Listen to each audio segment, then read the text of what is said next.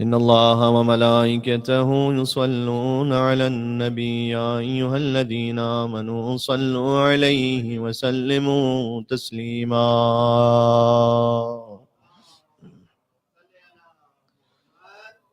اللهم صل على محمد وآل محمد. بسم الله الرحمن الرحيم. اللهم إني أسألك برحمتك التي وسعت كل شيء وبقوتك التي قهرت بها كل شيء وخضع لها كل شيء وذل لها كل شيء وبجبروتك التي غلبت بها كل شيء وبعزتك التي لا يقوم لها شيء وبعظمتك التي ملأت كل شيء وبسلطانك الذي على كل شيء وبوجهك الباقي بعد فناء كل شيء وبأسمائك التي ملأت أركان كل شيء وبعلمك الذي أحاط بكل شيء وبنور وجهك الذي يضاء له كل شيء يا نور يا قدوس يا نور يا أول الأولين ويا آخر الآخرين. اللهم اغفر لي الذنوب التي تهتك العصام. معبود मेरे उन गुनाहों को माफ कर दे जो पर्दाफाश कर देते। اللهم اغفر لي الذنوب التي تنزل النقام. गुनाहों को माफ कर दे जिनसे अजाब नाजिल होता है। اللهم اغفر لي الذنوب التي تغير النعم. वो गुनाह बख्श दे जिनसे नेमतें ज़ाइल हो जाती है।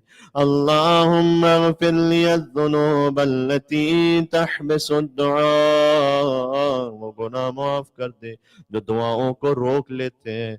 اللهم اغفر لي الذنوب التي تنزل البلاء. اللهم اغفر لي كل ذنب أذنبته وكل خطية أخطأتها. اللهم إني أتقرب إليك بذكرك واستشفع بك إلى نفسك وأسألك بجودك أن تدنيني من قربك وأن توزعني شكرك وأن تلهمني ذكرك. اللهم إني أسألك سؤال خاضع متذلل خاشع. मैं सवाल करता हूँ झुके हुए और गिरे हुए और डरे हुए शख्स की तरह, यानी जो खौफ इलाही रखता है। अंतो सामहनी व तरहमनी व तजअलनी, कि मुझसे चश्म पोशी फरमा और मुझ पर रहमत नाजिल फरमा। व तजअलनी बिक़िस्मिक राज़ियन क़ानिआ व फ़ी जमीइल अहवाली मुतवाज़िआ।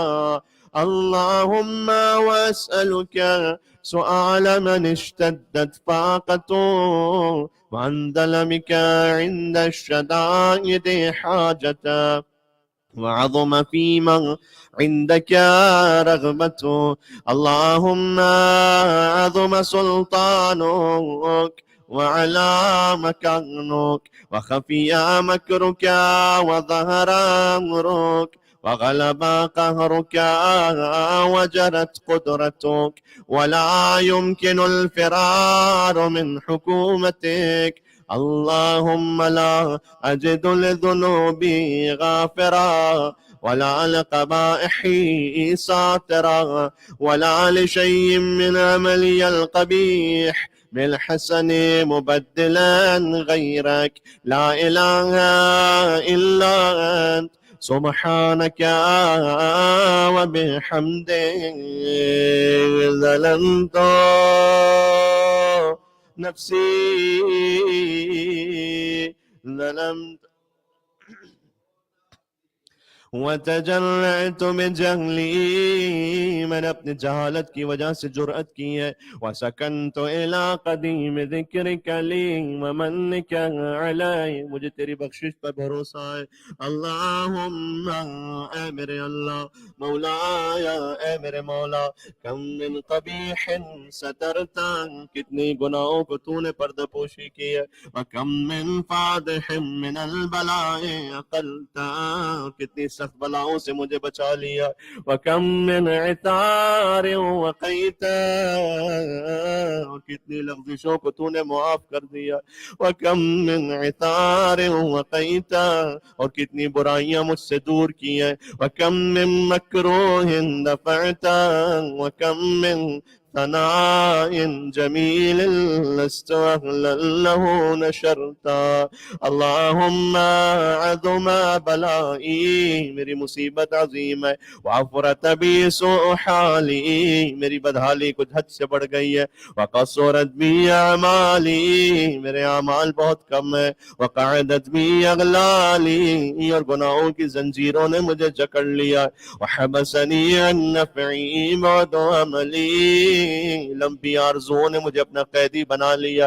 وخدعتنی الدنیا بغرورها ونفسی بجنایتها ومثالی.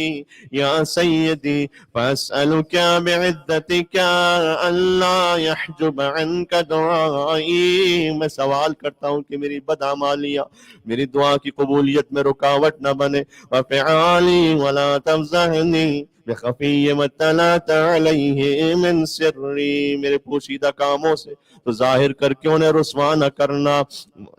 ولا تعاجلنی بالعقوبة على ما عملته في خلواتي من سوء فعلي وإساءتي وندمام تفريطي وجهالتي وكثرة شهواتي وغفلتي. وكن اللهم بعزتك لي في كل الأحوال رؤوفا، وعلي في جميع الأمور عطوفا.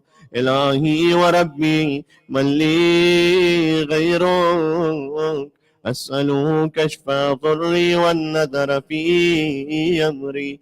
إلهي ومولاي، أجريت علي حكما اتبعت فيه هوى نفسي ولم أحترس فيه من تزيين عدوي، فغرني بما أهوى وأسعده على ذلك القضاء، فتجاوزت بما جرى علي من ذلك بعد حدودك، وخالفت بعض أوامرك.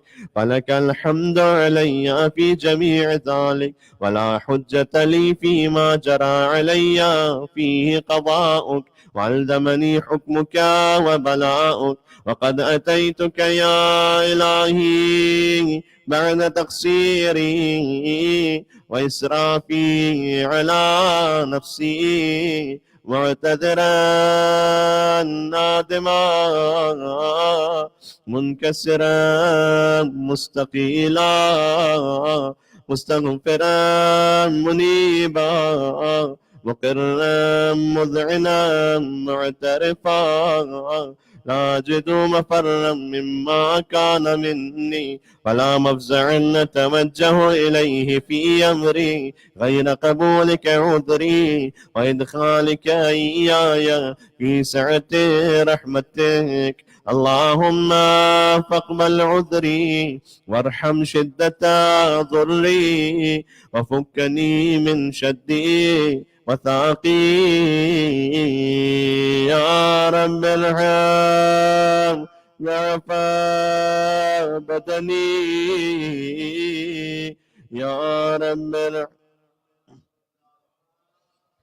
بدنی، اے پروردگار میرے بدن کی کمزوری اور جلد کی نازکی اور ہڈیوں کی باریکی پر رحم فرما، اور قطع جلدی و دقت عظمی یا من بدا خلقی و ذکری، تو نے میری پرورش کی ہے، و تربیتی و بری، اور میری غذا کا آغاز کیا، نیکی کی ہے میرے ساتھ، و تغذیتی حبنی ابتداء کرم، تو بس تو پہلے کرم کرتا آیا ہے، اب بھی کرم فرما، وصالف بر کیا بھی یا الہی، اے میرے معبود، وسیدی، اور اے میرے آقا، اور ربی، اور اے میرے پالنے والے، اتراک معذبی بنارک بعد توحید، آیا میں یہ سمجھوں کہ تو مجھے اپنی آگ کا عذاب دے گا جبکہ میں تیری توحید کا اعتراف کرتا ہوں، وبعد من طوى علی قلبی من معرفت، جبکہ میرا دل تیری معرفت سے لبریز ہے، ولہج به لسانی من ذکرک، اور میری زبان تیرے ذکر میں لگی ہے، واعتقد ضمیری من حبک، اور میرا ضمیر تیری محبت سے گندھا ہوا ہے، وبعد صدق اعترافی ودعائی خاضعا لربوبیتک، حیات نہیں پروردگار، انت اکرم من ان تضیع من ربیتا، تو بہت بلند ہے کہ جسے تو نے پالا اسے تو خود ضائع کر دے، او تبعد من ادنیتا، جسے تو نے قریب کیا ہو کیا تو اسے دور کر دے گا، او تشرد من آویتا، او تسلم الى البلاء من کفیته ورحمتا، ولیت شعری، کاش میں جان سکتا، یا سیدی اے میرے معبود، و الہی و مولایا، اتسلط النار علی وجوہ خرت لعظمتک ساجدہ، اے میرے مولا کہ تو آگ میں ڈال دے گا ان چہروں کو جو تیری عظمت کے سامنے سجدے میں پڑے، وعلی السن نطقت بتوحیدک صادقہ، یا ان زبانوں کو جو تیری توحید کے بیان میں سچی ہے، وبشکرک مادحا، وعلی قلوب اعترفت بإلہیتک محققا، وعلی ضمائر حوت من العلم بک حتى صارت خاشعة، وعلى جوارح سعت إلى أوطان تعبدك طائعة، کیا ان اعضاء کو جہنم میں ڈال دے گا جو فرما برداری سے تیری عبادت گاہوں کی طرف دوڑتے ہیں، واشارت باستغفارك مذعنا ما هكذا الظن بك ولا اخبرنا، ایسا گمان تیرے فضل کے لیے مناسب نہیں ہے، ولا اخبرنا بفضلک عن سب مل کے، یا کریم، ماشاءاللہ، یا کریم، اتنے مومنین ایک بار اور مل کے، یا کریم، یا کریم یا رب، وانت تعلم ضعفی عن قلیلا من بلاء الدنيا وعقوباتها، وما يجري فيها من المكاره على أهلها، على أن ذلك بلاء ومكروه قليل مكثو، يسير بقاء قصير مدته، فكيف احتمالي لبلاء الآخرة وجليل وقوع المكاره فيها، وهو بلاء تطول مدته ويدوم مقامه ولا يخفف عن أهله، لأنه لا يكون إلا عن غضبك وانتقامك وسخطك، وهذا ما لا تقوم له السماوات والأرض، يا سيدي فكيف لي وأنا عبدك الضعيف الذليل الحقير المسكين المستكين، يا إلهي وربي وسيدي ومولاي، لأي الأمور إليك أشكو ولما منها ضج وأبكي، لأليم العذاب وشدته أم لطول البلاء ومدته، فلئن سيرتني للعقوبات مع أعدائك وجمعت بيني وبين أهل بلائك, अगर तूने मुझे अजाब और इकाब में अपने दुश्मनों के साथ रख दिया या अल्लाह, वफर्रक़्त बैनी वबैन अहिब्बाइक व औलियाइक, तूने अपने दोस्तों और मुहिब्बों में और मुझ में जुदाई कर दी. फहबनी या इलाही, तो ऐ मेरे माबूद, व सय्यदी, और ऐ मेरे आका, व मौलाया, और ऐ मेरे मौला, व रब्बी, और ऐ मेरे रब, सबर तो अला अदाबिक, तो मैं तेरे अजाब पर सब्र भी कर लूं. फकैफ अस्बिरु अला फिराक़िक, तो तुझसे दूरी पर और जुदाई पर कैसे सब्र करूंगा.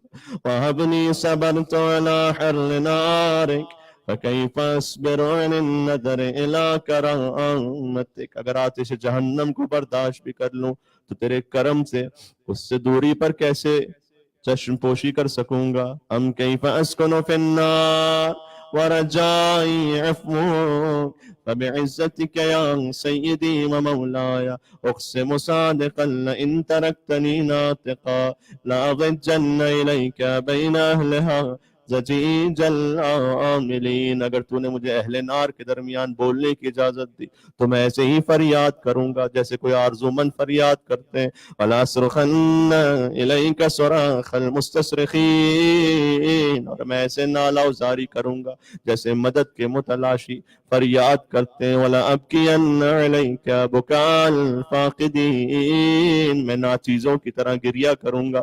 वला उनादियन्नका, और मैं तुझे पुकार के कहूंगा ऐना, कहाँ है तू, कुंत या वलीयल मोमिनीन, तू तो मोमिनों का मददगार, या गायत आमाल आरिफीन,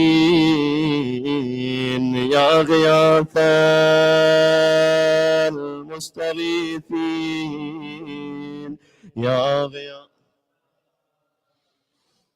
يا غياث المستغيثين, يا حبيب قلوب الصادقين, ويا إله العالمين, أفترعك سبحانك يا إلهي وبحمدك, تسمع فيها صوت عبد مسلم سجن فيها بمخالفته وذاق طعم عذابها بمعصيته وحبس بين أطباقها بجرمه وجريرته, وهو يضج إليك ضجيج مؤمل لرحمتك ويناديك بلسان أهل توحيدك ويتوسل إليك بربوبيتك.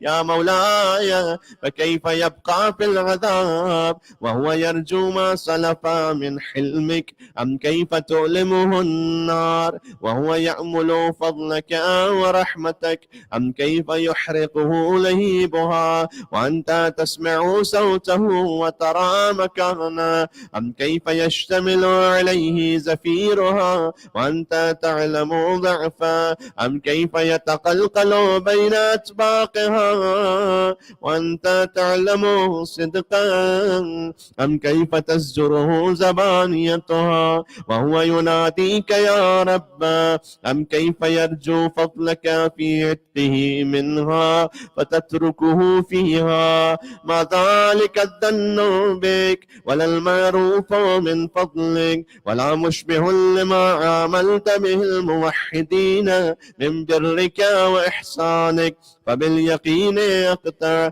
لولا ما حكمت به من تعذيب جاحديك وقضيت به من إخلاد معانديك لجعلت النار كلها بردا وسلاما, وما كان لأحد فيها مقرا ولا مقاما, لكنك تقدست أسماؤك أقسمت أن تملأها من الكافرين من الجنة والناس أجمعين, وأن تخلد فيها المعاندين, وأن تجل ثناؤك قلت مبتدئا وتطولت بالإنعام متكرما. أفمن كان مؤمنا كمن كان فاسقا لا يستوون, إلهي وسيدي، فأسألك بالقدرة التي قدرتها وبالقضية التي حتمتها وحكمتها وغلبت من عليه أجريتها، أن تهب لي في هذه الليلة وفي هذه الساعة كل جرم أجرمته وكل ذنب أذنبته وكل قبيح وكل جهل عملته، كتمته أو أعلنته، أخفيته أو أظهرته، وكل سيئة نمرت بإثباتها الكرام الكاتبين الذين وكلتهم بحفظ ما يكون مني وجعلتهم شهودا علي مع جوارحي، وكنت أنت الرقيب علي من ورائهم والشاهد لما خفي عنهم، وبرحمتك أخفيت وبفضلك سترت، وأن توفر حظي من كل خير أنزلت أو إحسان فضلت أو بر نشرت أو رزق بسطت أو ذنب تغفره أو خطأ تستر يا ربي يا رب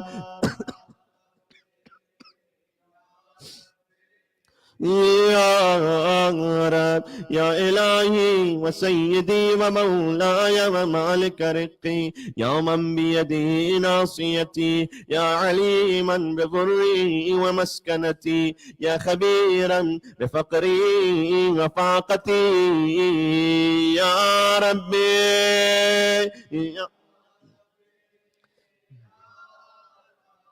يا ربي يا ربي يا رب، أسألك بحقك وقدسك وأعظم صفاتك وأسمائك أن تجعل أوقاتي من الليل والنهار بذكرك معمورا وبخدمتك موصولا وأعمالي عندك مقبولا، حتى تكون أعمالي وأورادي كلها وردا واحدا وحالي في خدمتك سرمدا. يا سيدي يا من عليه معولي، يا من إليه شكوت أحوالي، يا آخري يا ربي يا ربي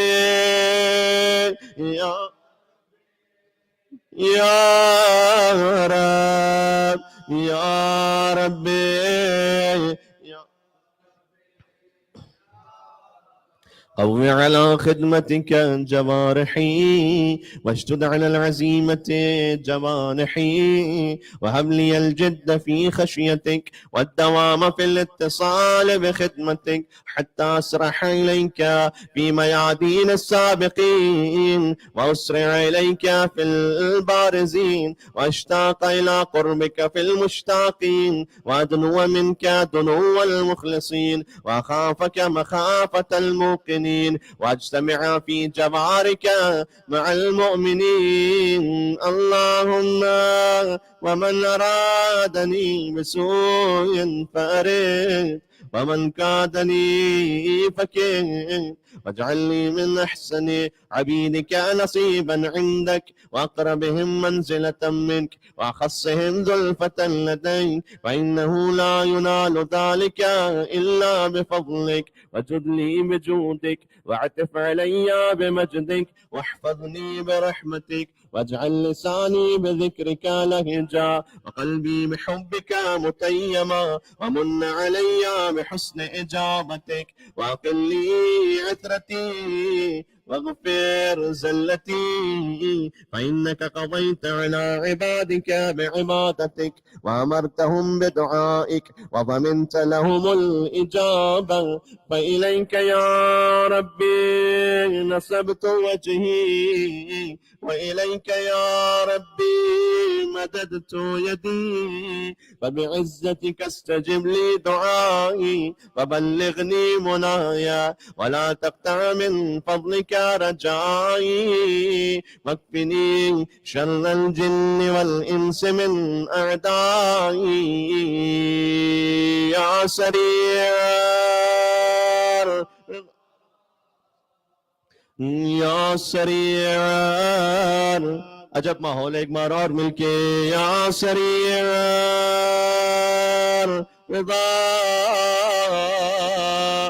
اغفر لمن لا يملك إلا الدعاء فإنك فعال لما تشاء يا من اسمه دواء وذكره شفاء وطاعته غنى يرحم من رأس ماله الرجاء وسلاحه البكاء يا سابغ النعم يا دافع النقام يا نور المستوحشين في الظلام يا عالما لا يعلم صل على محمد وآل محمد وافعل بي ما أنت أهله وصلى الله على رسوله والأئمة الميامين من آله وسلم تسليما كثيرا.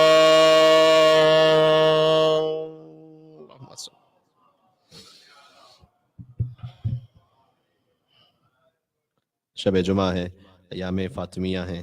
چاہتا ہوں کہ سیدہ سلام اللہ علیہ کی بہوؤں پر اور بیٹیوں پہ کیا گزری دو فقرے کہہ دوں. مولا سید الساجدین کا بیان ہے کہ اتونا بحبال وربقونا مثل الاغنان، شام میں ہمارے لیے رسیاں لائی گئیں اور ہمیں جانوروں کی طرح کھینچ کر دربار میں پہنچایا گیا. اللہ اکبر. بیویوں کو رسیوں میں کس لیا گیا تھا. مولا کہتے ہیں کہ میری پھوپھی زینب کی گردن میں رسی تھی، میری بہن سکینہ کے گلے میں رسی تھی. یا اللہ، سکینہ کا گلا گھٹ جاتا ہے، پھوپھی بلند ہوتی ہیں تو یا اللہ. ان ظالموں نے بیویوں کے بازوں میں رسی باندھی تھی، کسی کی کلائی، کسی کا بازو، کسی کا گلا، کسی کی گردن. مولا خود زنجیروں میں تھے. ایک مرتبہ بی بی زینب نے سید سجاد سے کہا بیٹا کیا حکم ہے آپ کا؟ فاطمہ کی بیٹی پوچھ رہی تھی امام وقت سے. مولا نے ارشاد فرمایا پھوپھی اماں، امر الہی پر چلتے ہوئے اس منزل کو طے کرنا ہے. بس بی بی کنبے کی طرف متوجہ ہوئی. ماں بھی دربار میں جا چکی تھی نا زینب کی، اب بیٹی جا رہی تھی. بی بی نے کنبے سے کہا گھبرانا نہیں، زینب ساتھ میں ہے. ام فرما نہ گھبراؤ، رباب نہ گھبراؤ، علی کی بیٹی ساتھ میں ہے، پریشان نہ ہونا. یہ کہہ کر آہستہ آہستہ قدم بڑھاتے ہوئے آگے بڑھیں. سکینہ کو تکلیف نہ ہونے پائے. مڑ مڑ کر دیکھتی جاتی تھیں، ہر ایک ساتھ آ رہا ہے. علماء مقاتل نے لکھا ہے کہ پہلے دروازے کو طے کیا، دیکھا دونوں طرف فوج کے دستے کھڑے ہیں. دوسرے دروازے کو عبور کیا، تماشائی بھرے پڑے تھے. تیسرے دروازے پہ پہنچی، عمرہ منظر دیکھنے جمع تھے. چوتھے، پانچویں، چھٹے دروازے کو طے کیا. اراکین شہر سجدج کے آئے ہوئے تھے. آخری دروازہ تھا، پھر دربار تھا. جب ساتویں دروازے کے قریب آئیں تو فاطمہ کی بیٹی کمر تھام کے بیٹھ گئی.